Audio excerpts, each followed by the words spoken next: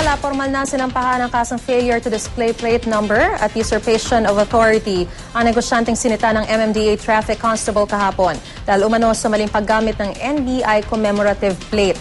May ulat on the spot si Rida Reyes. Rida?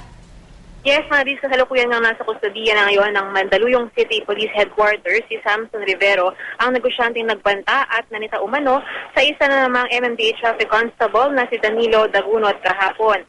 Kahapon sumailalim na sa inquest si Rivero sa Mandaluyong Office of the City Prosecutor.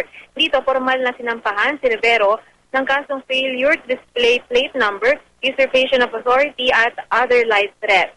Pero dahil weekend ngayon, maghihintay si Rivero ng hanggang Lunes para sumailalim sa hearing ng piskalya. Nandito na rin Marisa ang kanyang abogado pero pareho silang tumanggi munang magpa-unlock ng panayam.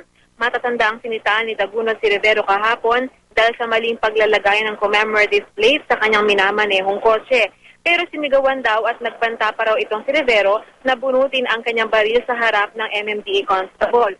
Nalungkot naman ng MMDA ang panibagong insidente ng panghaharas umano sa kanilang mga MMDA personnel. Ipinarating ni MMDA Assistant General Manager Emerson Carlos na suportado raw nila ang kanilang tao lalo pat ginagawa lamang naman daw nito ang kanyang trabaho na magpatupad ng batas. Maris?